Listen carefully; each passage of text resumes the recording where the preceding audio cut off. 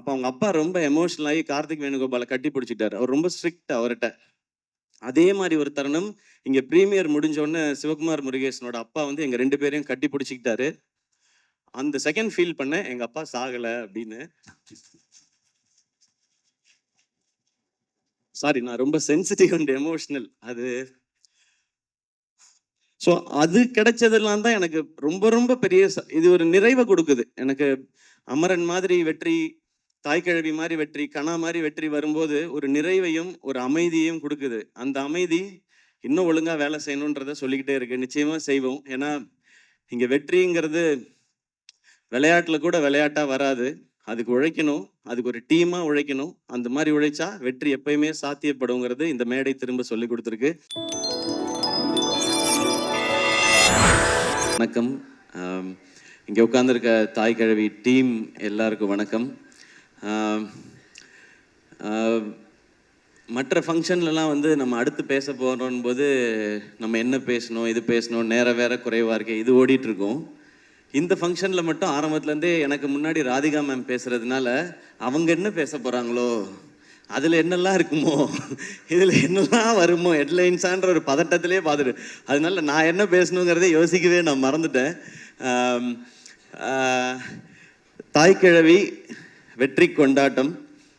முதல்ல இந்த படத்துக்கு இவ்வளவு பெரிய வரவேற்பும் வெற்றியும் கொடுத்த தமிழக மக்கள் எல்லாருக்கும் எங்களுடைய மனமார்ந்த நன்றிகள். இது வந்து உங்களுடைய ஃபேமிலியில் சம்மந்தப்பட்ட ஒருத்தருடைய கதையாக நீங்கள் கொண்டாட ஆரம்பித்ததும், அதை பற்றி வெளியில் வந்த ஒரு பாசிட்டிவ் வேர்ட் ஆஃப் மவுத்தும், அதுதான் இந்த படத்தை இவ்வளோ பெருசாக ரீச் ஆகியிருக்கு. பட் அவங்கள்ட்ட கொண்டு போய் சேர்த்தது ப்ரெஷ் ஷோ. நாங்கள் ரொம்ப ரொம்ப பிலீவ் பண்ணது இந்த படத்தை எப்படி கொண்டு போய் சேர்க்குறதுன்னு போது, ப்ரெஸ்ஸுக்கு ஷோ போடுவோம், மீதி அவங்க பார்த்துப்பாங்க கலை அப்படின்னு நான் சொன்னேன்.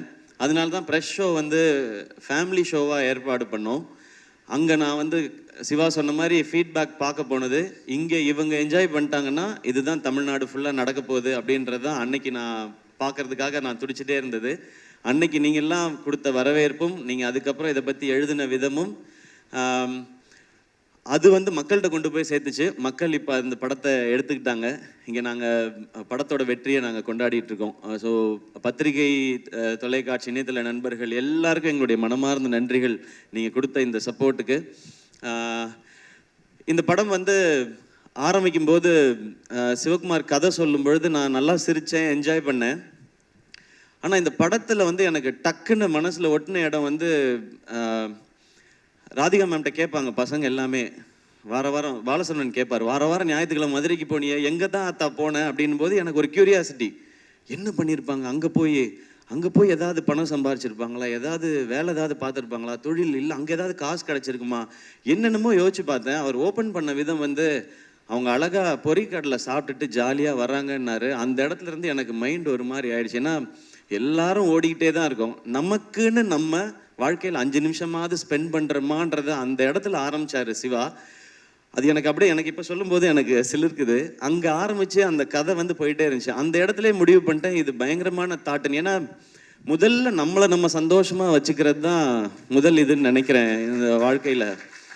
நம்ம என்னைக்காவது எவ்வளவு நாள் வாழ்க்கையில் நம்ம சந்தோஷமாக இருந்திருப்போம், இல்லை எத்தனை முறை நம்ம நிம்மதியாக ஃபீல் பண்ணியிருப்போம், அப்பாடா ஓகே. ஏன்னா பிரச்சனை இருந்துக்கிட்டே தான் இருக்க போகுது, அதுக்கு நடுவில் நம்மளை சந்தோஷப்படுத்திக்கிறதுன்னு ஒன்று இருக்குல்ல. அதை இந்த படத்தில் சிவா சொல்லும் போதுலேருந்து எனக்கு இந்த படத்தோட பெர்ஸ்பெக்டிவே மாறிடுச்சு.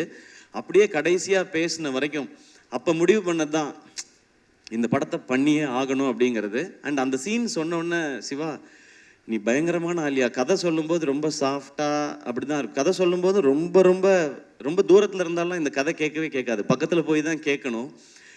அன்னைக்கு ஆரம்பிச்சது. அன்னையிலேருந்து நான் வந்து இந்த படம் ஜெயிச்சிரும், ஓடிரும், லாபம் வந்துடும், அந்த ஆங்கிள்குள்ளே நான் இல்லவே இல்லை.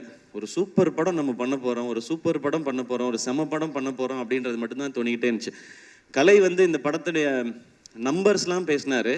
நான் ஆடியோ லான்ச்சில் சொல்லிட்டேன், இது வந்து எங்களுக்கு ஆல்ரெடி லாபம்னு. நான் அன்னையிலேருந்து இதோட நம்பர்ஸை பற்றி நான் பேசுகிறத விட்டுட்டேன்.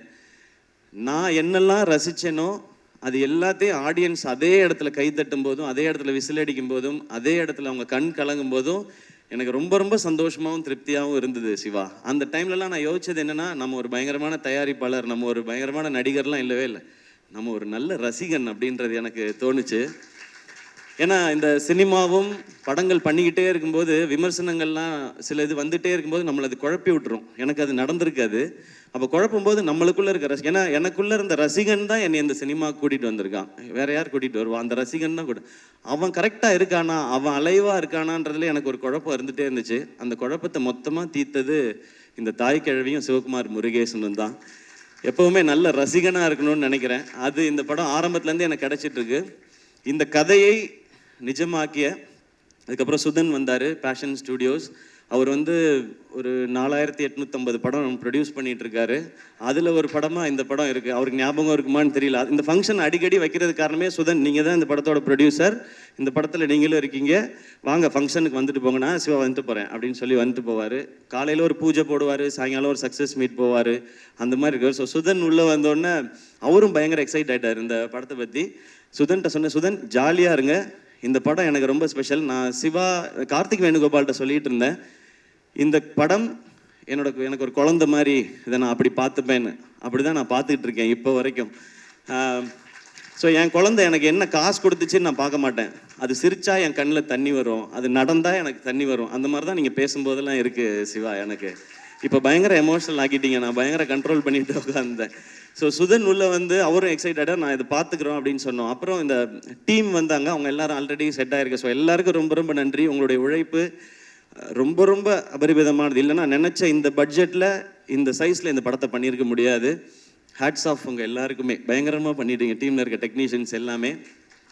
அண்ட் ஆர்டிஸ்ட் யாரெல்லாம் சிவா கொண்டு வரும்போது ரொம்ப குட்டியாக கொண்டு வந்தார் இந்த பட்ஜெட்டு எல்லாமே. ஏன்னா அவருக்கு அதுக்கு முன்னாடி இருந்த அனுபவங்களாக இருக்கலாம், இல்லை இந்த மாதிரி இருந்தால் தான் பண்ணுவாங்கன்னு சொல்லி. இன்னும் அதை அப்படி பண்ணக்கூடாது சிவா. இந்த கதை ஒரு செலிப்ரேஷனாக இருக்குது, எனக்கு ஒரு லைஃபோட செலிப்ரேஷன் இந்த படம். இதுக்கு என்ன செலவு பண்ணுமோ அதை பண்ணணும், அதை பண்ணுவோம் அப்படின்றதுக்கு அப்புறம் தான் யார் கேஸ்டிங் போகலான்னு ஒருத்தராக வந்தது. பாலசரவணன் கதை கேட்கும்போதே ஃபஸ்ட்டு வந்துட்டார் எனக்கு அந்த சீன் வரும்பொழுதே. அதுக்கப்புறம் பாலசரவணன் வந்தார், அருள்தாஸ் அண்ணன் வந்தாங்க, சிங்கம்பிள்ளி அண்ணன் வந்தாங்க, முத்துக்குமார், ரேச்சல், இவங்க எல்லாருமே வந்தாங்க. கடைசியாக தான் வந்தார் விநாயக் மகாதேவ்ன்ற மாதிரி. நான் லாஸ்ட்டாக கேட்டேன், இந்த பாட்டி கேரக்டர் யார் பண்ண போகிறாங்க, கிழவி கேரக்டர் வந்து ராதிகா மேம் அப்படின்னு சொன்னாங்க. நான் ஏற்கனவே சொல்லியிருக்கேன், ராதிகா மேம் அந்த ரோலில் அந்த லுக்கில் பார்த்த பிறகு எனக்கு இன்னும் பயங்கர ஜாலியாகிடுச்சு. இன்னைக்கு தேட்டரில் பார்க்குற ஃபீல் எனக்கு அங்கே வர ஆரம்பிச்சிடுச்சு.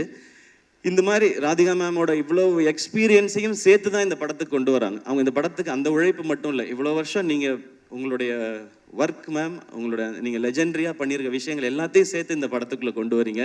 அந்த மாதிரி தான் ஒவ்வொருத்தரும் அவங்களுடைய வலியையும் வேதனையும் இந்த இண்டஸ்ட்ரிக்குள்ளே இருந்த போராட்டத்தையும் சேர்த்து இதுக்குள்ளே ஒரு கேரக்டராக கொண்டு வந்தாங்க. எனக்கு இந்த படத்தில் ஹீரோ இல்லைன்னுலாம் எனக்கு தோணுனதே இல்லை. இந்த படத்தில் அவ்வளவு ஸ்டார்ஸ் இருந்தாங்க. கமல் சார் அன்னைக்கு சொன்னது இன்னைக்கு நிஜமாயிருக்கு. இந்த படத்தில் இவ்வளோ நட்சத்திரங்களை நீங்கள் உருவாக்கியிருக்கீங்கன்னு சொன்னாங்க. அவ்வளோ நட்சத்திரங்களும் இதுக்குள்ளே இருந்திருக்கிறாங்க. ஸோ நீங்கள் எல்லாரும் சேர்ந்து இதை வந்து ரொம்ப ஒரு ஸ்பெஷல் ஃபிலிமாக ஆக்கிட்டீங்கன்றது எனக்கு ரொம்ப சந்தோஷம். ஜார்ஜ் மரியான் அண்ணன், முத்துக்குமார் அண்ணன் எல்லாருமே, சாரி நான் பேர் சொல்லாமல் விட்டுறக்கூடாது. அப்புறம் நம்மளுடைய மியூசிக் டைரக்டர் நிவாஸ் பிரசன்னா, எப்போ ஹீரோவாக போகிறீங்கன்னு கேட்டவுடனே கூலிங் கிளாஸ் போட்டு உட்காந்துட்டாப்புல. மிஸ்கின் சார் மாதிரி வேற எங்கேயோ பார்த்துக்கிட்டே இருக்காப்புல. அவர் ஹீரோவாக போகிறீங்களான்னா இல்லைன்னு சொல்ல, இப்போதைக்கு இல்லைன்னு தான் சொல்லியிருக்கிறாரு. ஸோ சீக்கிரத்தில் ஹீரோ ஆகிடுவாருன்னு நினைக்கிறேன். அதுக்கு நீங்கள் மியூசிக் பண்ணுவீங்களா இல்லையா? சரி, அப்புறமா யார் ஹீரோயின்னு சொல்லுங்கள் படத்துக்கு. ஓகே, தேங்க்யூ நிவாஸ், ஒரு அமேசிங்கான ஒர்க். லிரிசிஸ் எல்லாருக்கும் ரொம்ப ரொம்ப நன்றி. இந்த படம் நிறையா பிளெஸ்ஸிங்ஸ் கொடுத்துருக்கு. நான் அதை தான் இங்கே ஷேர் பண்ணணும்னு நினைக்கிறேன். ஏன்னா நிறைய வீடியோஸ் பார்க்குறேன், நிறைய மெசேஜஸ் பார்க்குறேன். நீங்கள் வந்து எங்களுக்குள்ள ஒரு பெரிய ஒரு எம்பவர் பண்ணியிருக்கீங்கன்னு சொல்கிறாங்க. ஸோ பெரிய ரெஸ்பான்சிபிலிட்டியாக பார்க்குறேன். உங்கள் எல்லாருக்கும் ரொம்ப ரொம்ப நன்றி. அதை தான் இந்த டீம் அச்சீவ் பண்ணியிருக்கோன்னு நினைக்கிறேன். இதில் ரொம்ப ரொம்ப முக்கியமாக நான் 2 பாயிண்ட் மட்டும் சொல்லணும்னு நினைக்கிறேன். இந்த படம் என் வாழ்க்கையில் நிறையா பேரை இதை ஞாபகப்படுத்தினதுக்காக பண்ணப்பட்ட படம் தான். ஃபஸ்ட்டு என் அம்மா. 17 வயசில் எல்லாருக்கும் ஏற்கனவே சொன்னதான், இன்னொரு முறை சொல்லணும்னு நினைக்கிறேன். அப்பா இறந்த பிறகு அவங்களுக்கு தெரிஞ்ச வகையில் அந்த குடும்பத்துக்குள்ளே இருக்க காசெல்லாம் பத்திரப்படுத்தி சேர்த்து வச்சு படிக்க வச்சு என்னையும் அக்காவையும் படிக்க வச்சு கல்யாணம் பண்ணி வச்சு பண்ணாங்க. அவங்க எனக்கு இந்த பவுனுத்தாய் தெரிஞ்சாங்க, அம்மா தெரிஞ்சாங்க இதில். அதுக்கப்புறம் அக்கா 2 குழந்தை பெற்ற பிறகு வந்து இங்கே எம்எம்சியில் எம்டி படித்து கோல்டு மெடலிஸ்ட் ஆகி பேஷனை எப்போ வேணாலும் தொடரலாம்னு நினச்சேன். எங்கள் அக்கா எனக்கு ஒரு பவுனுத்தாயாக தெரிஞ்சாங்க இதில். அவங்களுக்காக பண்ணணும்னு நினச்சேன். மிக மிக முக்கியமானது அந்த கடைசி டயலாக் மேம் பேசுகிறது.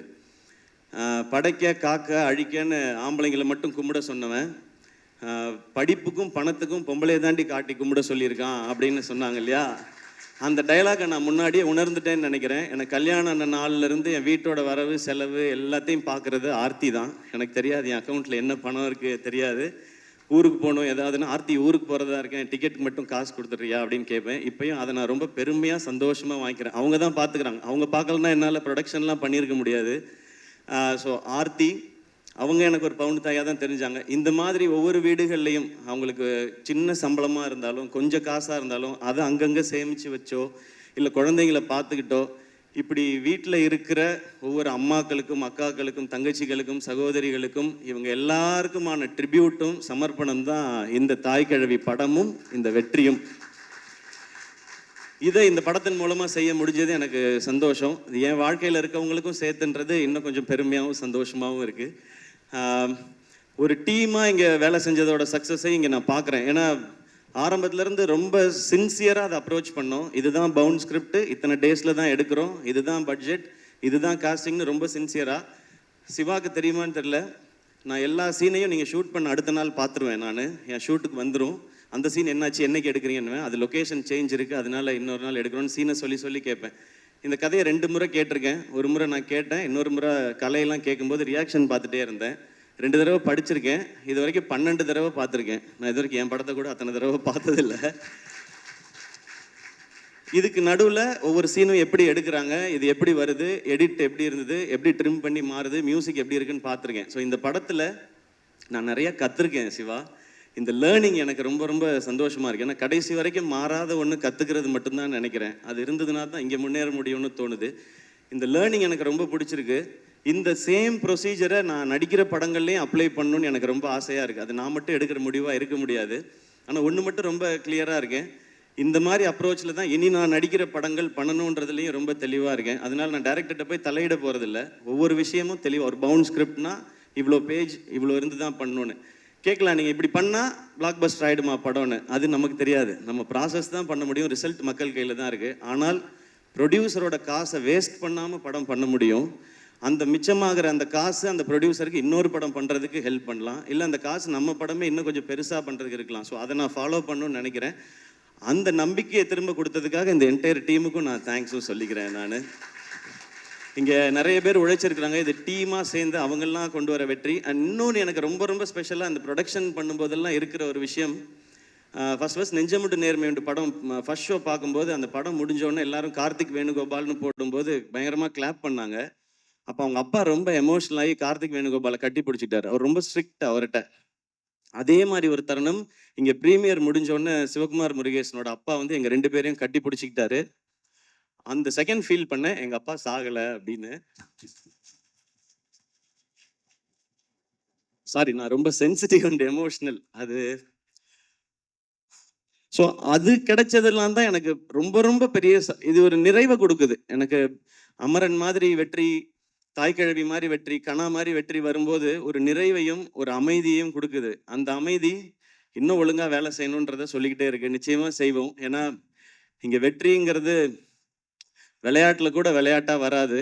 அதுக்கு உழைக்கணும், அதுக்கு ஒரு டீமாக உழைக்கணும். அந்த மாதிரி உழைச்சா வெற்றி எப்பயுமே சாத்தியப்படுங்கிறது இந்த மேடை திரும்ப சொல்லி கொடுத்துருக்கு. அண்ட் என்னோட ஃபேன்ஸான பிரதர்ஸ் அண்ட் சிஸ்டர்ஸ், இது அண்ணன் படம் தான் அப்படிங்கிறத மாதிரி எடுத்துகிட்டு போய் கிரவுண்ட்லேயும் சரி சோஷியல் மீடியாலையும் சரி இன்னைக்கு வரைக்கும் அதை நீங்கள் செலிப்ரேட் பண்ணிட்டே இருக்கீங்க. அதுக்கு ரொம்ப ரொம்ப ரொம்ப ரொம்ப நன்றி. அடுத்து சேயோன் சிவாவோட தான். மேம் சொன்ன மாதிரி இன்னும் கொஞ்சம் கரெக்டாக வேலை பார்த்து அது இன்னும் கொஞ்சம் நல்லா பண்ணணும். அதுக்கு இன்னும் கொஞ்சம் டைம் எடுத்துக்கிறோம். இந்த மாதம் ஷூட் போகிறதா இருந்துச்சு. பட் இந்த மாதம் இந்த படத்துக்கான வேலையில் சிவாவும் இருந்ததுனால சரி அவரை ப்ரெஷர் போடக்கூடாதுன்னு டைம் எடுத்து அழகாக பண்ணுறோம். நெக்ஸ்ட் மந்த் தான் போகிறோம். அதுவும் நல்லபடியாக நடக்கும். அண்ட் எஸ்கே ப்ரொடக்ஷன் இந்த படம் லாபகரமான படம்னு சொன்னேன். ஆனால் இந்த லாபம் நிச்சயமாக நல்ல விஷயங்கள் அழகான விஷயங்களுக்கே பயன்படும். முதல்ல என்னை சுற்றி இருக்கிற அவங்களுக்கு ஏதாவது ஒரு நல்லது செய்யணும்னு நினைக்கிறேன். அப்புறம் இன்னும் தேவைப்படுற சிலருக்கு சில நல்லதுகளை செய்யணும்னு நினைக்கிறேன். அது எப்பவும் அது அப்பா பேரில் இருக்கிற அந்த ட்ரஸ்டின் மூலமாக எதுவும் நடந்துகிட்டே இருக்கும். இன்னொரு பகுதியை எடுத்து எஸ்கே ப்ரொடக்ஷனில் நான் சொன்னேன் இல்லையா, இந்த ஸ்டேஜை இன்னும் கொஞ்சம் பெருசு பண்ணி டேலண்ட்ஸ்க்கான ஆப்பர்ச்சுனிட்டியாக இருக்கணும்னு சொல்லி. ஸோ அது நெக்ஸ்ட்டு இன்னொரு புது டேலண்ட், ஒரு புது இயக்குனரை நாங்கள் அறிமுகப்படுத்தணும்னு நினைக்கிறோம். இந்த படம் அந்த நம்பிக்கையும் கொடுத்துருக்கு. அவரை மட்டும் இந்த ஸ்டேஜில் நான் இன்ட்ரடியூஸ் பண்ணிக்கிறேன். எஸ்கே ப்ரொடக்ஷன்ஸோட 10வது திரைப்படம். அதை இயக்க போற புதுமுக இயக்குனர். ஒரு பெரிய கைத்தட்டல் கொடுத்துடலாம். ஸோ எஸ்கே ப்ரொடக்ஷன்ஸ் உடைய 10வது படத்தின் டைரக்டர் அம்மாமுத்து சூர்யா. அவர் தான் நெக்ஸ்ட் எஸ்கே ப்ரொடக்ஷன்ல லான்ச் ஆகிற டைரக்டர். இவர் தான். இருந்தாலும் போட்டோல கொஞ்சம் சிரிச்சிருக்கலாம். ஆமா, இல்ல இந்த படம் வந்து ஃபேமிலி லேடிஸ் அவங்களுக்காக ரொம்ப ஸ்பெஷலா பண்ணோம். அடுத்த படம் வந்து ஒரு யூத்துக்கான அவங்கள பத்தின ஒரு படமா இருக்கும். ஒரு யூத்ஃபுல் என்டர்டெய்னரா இருக்கும். ஒரு ஃபைனல் ஸ்கிரிப்ட் இப்போ அவர் எழுதிட்டு இருக்காரு. அது முடிச்சதுக்கு அப்புறம் காஸ்ட் யார் பண்ண போறா என்னன்றதை ஒன்று ஒன்றா அனௌன்ஸ் பண்ணுவோம். எனக்கு இந்த ஸ்டேஜ்ல சொல்லணும்னு தோணுச்சு. ஏன்னா இது ரொம்ப பாசிட்டிவா இருக்கு. இந்த ஃபேமிலி எல்லாம் சேர்த்து தான் இது வாய்ப்பையும் சாத்தியப்படுத்தி இருக்குன்னு நான் நம்புறேன். ஸோ அங்கே சொல்லணும்னு நினைச்சேன். நீங்க எதாவது சொல்லணுமா? வேணாமா? தேங்க்யூ. படத்தோட ஆடியோ லான்ச் சக்சஸ் மீட்ல கொஞ்சம் டீடைல்டா பேசிக்கிறேன் ஓகே அப்படின்ற மாதிரி ஒரு மைண்ட் வாய்ஸ் புரியுது. வாழ்த்துக்கள் ப்ரோ, வாழ்த்துக்கள். தேங்க்யூ. நான் யாரையாவது மிஸ் அண்ட் இந்த படத்தை எங்களோட சேர்ந்து பிஸ்னஸ் பார்ட்னர்ஸாக இருந்த ஹாட் ஸ்டார், விஜய் டிவி அவங்க ஆரம்பத்துலேருந்து இந்த படத்தை ஓன் பண்ணாங்க. அண்ட் அதே மாதிரி ஏஜிஎஸ், முக்கியமாக அர்ச்சனா அவங்களுக்கு எங்களுடைய நன்றி. விதுஷ், அஹிம்சா அண்ட் மற்ற டெரிட்டரி டிஸ்ட்ரிபியூட் பண்ணவங்க அண்ட் சாரிகாமா அவங்களோட நம்மளோட அசோசியேஷன் எல்லாமே பயங்கரமாக இருக்குது. ஒரு அமரன், இப்போ தாய் கிழவி அப்படின்னு சொல்லி அது தொடரும் அப்படின்னு நான் நம்புகிறேன். ஸோ யாரையாவது ஆர்டிஸ்ட் யாரையாவது மிஸ் பண்ணியிருந்தா மனுஷங்க. அண்ட் முக்கியமாக assistant directors and camera department படத்தில் பின்னாடி ஒர்க் பண்ண அத்தனை பேருக்கும் அந்த நான் டீமாக நீங்கள் எல்லாரும் சேர்ந்து ஒன்று பண்ணியிருக்கேன்னு சொன்னேன்ல, அது உங்கள் எல்லாருக்கும் சேர்த்தது தான். Thank you once again. அண்ட் என்னோட எஸ்கே ப்ரொடக்ஷன்ஸோட டீம், கலை ப்ரோ, நான் எல்லாட்டையும் சொல்கிறது தான். அவர் சீன் பேப்பர் ஸ்கிரிப்ட் புக் இல்லாமல் டைரக்டரோட டிஸ்கஷன்ஸே வச்சுக்க மாட்டார். ரேண்டமாக ஏன் இன்னைக்கு 150 பேர் போட்டிருக்கீங்க, 50 பேரை கட் பண்ணுங்க அப்படி சொல்கிற ஆள் இல்லை. இது என்ன சீன், எங்கே நடக்குது, அதை ஃபுல்லாக படித்து இது என்ன டியூரேஷன் வரும்ன்றது வரைக்கும் அவர் பிளான் பண்ணி தான் பண்ணுவார். ஸோ நம்ம நினைக்கிற விஷன் அச்சீவ் பண்ணுறதுக்கு அந்த மாதிரி ஆட்களோட பயணிச்சாதான் முடியும். ஸோ கலை, அதுக்கப்புறம் ராகுல் தான் டிசைன்ஸ் எல்லாம் அவரை தான் போட்டு விரட்டிக்கிட்டே இருப்போம். ராகுல், கார்த்தி, திவாகர், உங்கள் எல்லாருக்கும் ரொம்ப ரொம்ப நன்றி. நான் ரொம்ப ஆசையாக பண்ண படம் இது. அதில் ஒரு சின்ன ஒரு டென்ட் கூட விடாமல் இந்த செகண்ட் வரைக்கும் பார்த்துக்கிட்டது இந்த 4 பேரும். உங்களுக்கு ரொம்ப பெரிய நன்றி. அண்ட் என்டையர் டீமுக்கும் மீண்டும் ஒரு முறை நன்றி, வாழ்த்துக்கள். இது ஒரு செலிப்ரேஷன். இன்னொரு செலிப்ரேஷன் ஒன்று இருக்குது இன்னும் பெருசாக. அதுவும் நான் உங்களுக்கு சொல்கிறேன். அப்பயும் நீங்கள் இதே மாதிரி வரணும். ஏன்னா அருள்தாஸ் அண்ணன், முத்துக்குமார் அண்ணன், சிங்கம்பிள் அண்ணன், பாலா, ஜார்ஜ் மரியான், ரேச்சல் எல்லாமே பயங்கர பிஸியான ஆர்டிஸ்ட்டு. இன்னைக்கு ஏதோ 2 ஷூட்டை கேன்சல் பண்ணிட்டு தான் வந்திருப்பாங்க. அதுக்கும் நீங்கள் கண்டிப்பாக இதே மாதிரி வரணும். ஏன்னா நான் ஃபேமிலியாக பார்க்குறேன் அப்படின்றதுனால. ஸோ மீண்டும் நன்றி. முத்துக்குமார் உங்களுக்கு தானே முனிஷ்காந்த் அண்ணா? ஓகேடா, வா எல்லாம் வந்துடுற இல்லை முனிஷ்காந்த் அண்ணன் இப்போ எல்லாமே வந்து படம் சூப்பராக போகுது அப்படின்னா அவர் ரியாக்ஷன் எல்லாம் அந்த ரியாக்ஷன் தான் ஃபுல்லாக நாங்கள் பண்ணிட்டு இருக்கோம். அண்ட் ரொம்ப எமோஷனலான ஸ்டேஜ். அதனால எங்கே ஆரம்பிச்சு எங்கே முடித்தேன், யாரை பற்றி பேசியிருக்கேன், யாரை தெரில. நான் இன்னொரு வாட்டி வீடியோ பார்த்தா தான் தெரியும். அண்ட் பத்திரிகையில் இருக்கிற நிறைய பேர் நண்பர்கள் வந்து இந்த மாதிரி ஒரு படம் நான் பண்ணதில் வந்து அவ்வளவு மகிழ்ச்சி அவங்களுக்கு. எப்பவும் படம் நல்லா இருந்துச்சுன்னா ஒரு 4 வரியில் மெசேஜ் வரும். இந்த மாதிரி ஒரு 10 வரி இல்லைன்னா வாய்ஸ் நோட் ஒரு 2 நிமிஷம் 2.5 நிமிஷத்துக்கு வருது. அது எனக்கு ரொம்ப ஸ்பெஷலாக இருக்குது. அதுக்கு ஒரு முறை உங்கள் எல்லாருக்கும் நன்றி. தேங்க்யூ. 2-3 தடவைலாம் கேட்டுப்பேன் நான். ரொம்ப நன்றிண்ணா. ஏன்னா எவ்வளவு கனெக்டடாக இருந்திருக்கீங்க.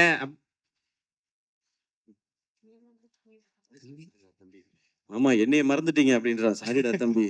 பவுனுத்தாய் வசூலுக்கு வந்துட்டான்னு ஃபர்ஸ்ட் டைம் பவுனுத்தாய் இவ்வளவு வசூல் பண்ண போறான்னு அனௌன்ஸ் பண்ணது இவர் தான். சூப்பர் தம்பி, சூப்பரா பண்ணுங்க. என்ன படிக்கிறீங்க? என்னடா தம்பி, என்ன பழைய வேலைக்கு அமுச்சு விட்ட மாதிரி இருக்குடா எனக்கு. சூப்பர் சிங்கர் ஞாபகம்லாம் வருது எனக்கு. 5th படிக்கிறியா? படிக்கணும். ஓகே, அப்பப்பதான் நடிக்கணும். பெருசாக ஃபுல்லா நடிச்சுக்கலாம். ஓகே, ஃபாலோ பண்ணிக்கணும். ஓகே, வாழ்த்துக்கள். தேங்க்யூ. கை கொடு. Good bye. வாங்க. சாரிண்ணே. அந்த அது என்ன எப்பா, அந்த சந்தில இடுக்குல இருக்க யாராவது இருந்தா வந்துருங்க. அப்புறம் கபாலி மரியாதை செய்யலன்னு யாரும் கோச்சிக்காதீங்க. அந்த மாதிரி ஆயிடுச்சு. யாரையாவது மிஸ் பண்ணியிருந்தா வெரி சாரி. அதானே ஏற்கனவே சொன்ன மாதிரி உங்களுக்கு இந்த படம் எவ்வளவு கனெக்டடா இருந்திருக்கு, ஸ்கிரிப்ட்ல இருந்து இப்போ படத்தோட ரெஸ்பான்ஸ் வரைக்கும்ன்றது புரிஞ்சுக்க முடிஞ்சது. ஸோ நீங்க பர்சனலா எவ்வளவு கனெக்டா இருந்திருக்கீங்க இந்த கதை மேல, வரக்கூடிய மக்களோட ரெஸ்பான்ஸ் மேல அப்படின்றது புரிஞ்சுக்க முடிஞ்சது. ஸோ அடுத்தடுத்து நல்ல ப்ராஜெக்ட்ஸ் எஸ்கே ப்ரொடக்ஷன்ஸ்ல இருந்து நாங்கள் எதிர்பார்க்குறோம். ஸோ அதுக்கான விதையா அடுத்தடுத்து என்ன நடக்குதுன்றது புரிஞ்சுக்க முடிஞ்சது. நன்றி. அண்ட் இங்கே தமிழ் தமிழ் மக்கள் உலகம் ஃபுல்லாக இருக்கிற தமிழ் மக்களுக்கு ரொம்ப பெரிய நன்றி சொல்லணும். ஏன்னா ஃபாரின்லேயும் இது வந்து ரொம்ப ரொம்ப பெரிய சக்ஸஸ் ஆயிருக்கு. அவ்வளோ பேர் பார்த்துருக்குறாங்க. கலை சொல்லும்போது தமிழ்நாட்டில் பார்த்தவங்க நம்பர் மட்டும்தான் சொன்னார், எவ்வளோ பேர் பார்த்தாங்கன்றது. இது கர்நாடகாவில் இருக்கிற நம்ம தமிழ் மக்களாக இருக்கட்டும், ஃபாரினில் இருக்கிறவங்க, ஸோ எல்லாருக்கும் ரொம்ப ரொம்ப ரொம்ப ரொம்ப நன்றி. இப்போ நிறைய பேர் சொல்கிறது, இந்த மாதிரி படங்கள் தைரியமாக பண்ணலாம், இந்த மாதிரி படம் பண்ணால் கண்டிப்பாக ஜெயிக்கும், வசூல் பண்ணும் அப்படின்ற ஒரு நம்பிக்கை மீண்டும் ஒரு முறை இந்த படம் விதைச்சிருக்குன்னாங்க. இது மறுபடியும் சொல்கிறேன், இது எஸ்கே ப்ரொடக்ஷன்ஸ்க்கோ தாய் கிழவி டீமோட சக்ஸஸ் இல்லை, இது தமிழ் சினிமாவோட சக்ஸஸ், தமிழ் சினிமா ரசிகர்களோட சக்ஸஸ். அப்படிதான் நான் பார்க்குறேன். கீப் இன்ஸ்பைரிங், கீப் என்டர்டெய்னிங்னா. ஸோ எல்லாரும் சேர்ந்து ஒரு குரூப் ஃபோட்டோ எடுத்துக்க போகிறோம். எல்லாரும் எடுக்கலாம். வந்திருக்க பத்திரிகை நண்பர்கள், நம்ம டீம் எல்லாருமே சாப்பிட்டு போகணும். உங்களுக்காக ஒரு ஸ்பெஷலாக ஒரு விருந்து வந்து நம்ம டீம் எல்லாரும் அரேஞ்ச் பண்ணியிருக்காங்க. எல்லாரும் கண்டிப்பாக சாப்பிட்டு தான் போகணும். நன்றி நன்றி எல்லாம். அதுக்கு முன்னாடி ஒரு இப்போ படம் மிகப்பெரிய அளவில் சக்ஸஸ் ஆயிருக்கலாம்னா, ஸோ அதனால உங்களுக்கு, சுதன் சாருக்கு, ராதிகா மேம்க்கு, டேரக்டருக்கு எல்லாருக்கும் வந்து தமிழ் திரைப்பட பத்திரிகையாளர் சங்கம் சார்பாக ஒரு மரியாதை பண்ணணும்னு ஆசைப்படுறாங்க. ஸோ தலைவர் கவிதா மேம் மற்றும் பொறுப்பாளர்கள் அவர்களை மேடை கலைக்கிறோம். ப்ளீஸ் மேம் வாங்க.